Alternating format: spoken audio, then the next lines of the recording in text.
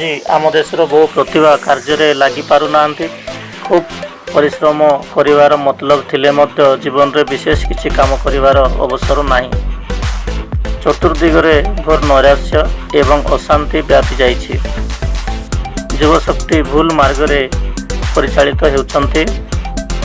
एभली विषम परिस्थिति निस्तार पाइबा दिगरे आरसीएम बिजनेस गोटे सार्थक पदक्षेप नहीं। आरसीएम बिजनेस स्वरूप कौन किभली यह फलप्रद हुए एवं एथिरे सफलता पाइबार सठिक मार्ग कौन यही वीडियो रे से विषय रे सूचना देवार प्रयास करा जाइछि।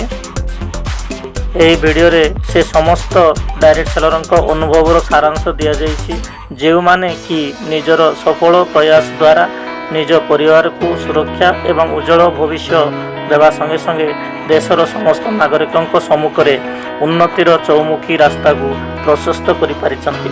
आशा यही वीडियो माध्यम रे आपण निजर एवं निज परिवार भविष्य उज्जवल करि पारिबे। आरसीएम बिजनेस रे कोनोसी पूंजी विनियोगर आवश्यकता नहीं। निजर दैनंदिन खर्च को केवल यही व्यवस्था माध्यम रे करने को पड़ी थाए। आरसीएम बिजनेस कार्यालय आवश्यक नहीं। आपण निज घर यही व्यवसाय आरंभ करें। आरसीएम बिजनेस रे कौनसी कर्मचारी रखिबा आवश्यक नहीं।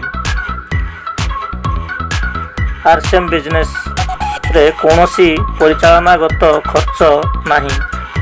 सबु हिसाब किताब कंप्यूटराइज्ड सिस्टम रे कंपनी रखी थाए। आरसीएम बिजनेस रे कौनसी समयर बंधन नहीं। आपणको निज खाली समय उपयोग करी ए व्यवसाय करि पारिबे। मने रखंतु, जदि आपण दृढ़ निश्चय पूर्ण प्रस्तुति एवं क्रमागत प्रचेष्टा सहित कौनसी कार्य करि बसंती तेबे परिस्थिति स्वतः आपणकर अनुकूल होई उठिबो। दुनिया खूब शीघ्र बदलुछि। सूचना और प्रजुक्ति विद्या सारा दुनियार दूरत्व को कमाई देइछि। समग्र विश्व आज गोटे बजार परिणत होइछि। आसंतु टिके देखिबा यार परिणाम आम देश पई किपरि होइछि। भारतीय बजार भोली की भोली मनोलोभा जिनिस रे भरी जाइछि। हेले आम मध्यम एवं निम्न वर्ग जो माने कि आम देशर संख्याधिक सेमानंकर समस्या प्रति ध्यान देवा को केही नाही।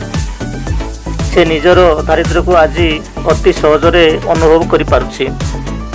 जेउटी से निजर पेट भरिबा एवं देह डांकिबार बंदोबस्त ठीक रूपे करि पारु नाही, सेठी मन मारी देई रहिबा व्यतीत तापाई कौनसी भिन्न पंथा नाही। तथाकथित उदारीकरण एवं विज्ञापन जरिया रे भोली की भोली जिनिस तो सृष्टि करा जाई पारुछि, किंतु एहा को किणिबार शक्ति किभली बढ़ा जाई पारिबो सेति प्रति काहारी ध्यान नाही। गोटे पक्षरे भिन्न भिन्न विज्ञापन एवं ऋण सुविधा जरिया रे लोक मानकु बड़ बड़ स्वप्न देखा जाउछि, तो अन्य पक्षरे साधारण आवश्यकता मान पूर्ण करि पारु नथिबा लोक मानकर धन उपार्जनर साधन मध्य हरण करा जाउछि।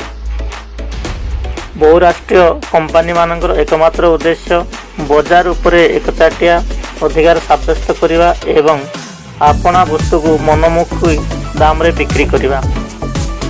आडंबरपूर्ण विज्ञापन जरिया रे जेकोसी वस्तु को लोकों मुंडरे एभली पुराई दिया जाउछि जेपरि कि से या को किनिबा को बाध्य होई पड़िबो। सबुठारु आश्चर्यजनक कथा हेउछि एही लोभनीय विज्ञापन एते प्रभावशाली होइथाए जे लोकमाने निजर स्वास्थ्य को मध्य बलि चढ़ाई देइथांती। यही विज्ञापन जरिया रे स्वास्थ्य प्रति हानिकारक बहु प्रकार जिनिस रे भरपूर करी दिया जाउछि एवं आम संस्कृति को पतनर मार्ग देखाई दिया जाउछि।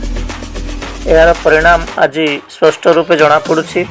जबरदस्त प्रतियोगितार प्रवक्ता मानक द्वारा कम गुणवत्तार उत्पादन गुड़ी को अधिक गुणवत्ता संपन्न उत्पादन गुड़िक ठारू अधिक बिक्री करा जाउछि। सबु जिनिसर संतुलन बिगड़ी जाइछि।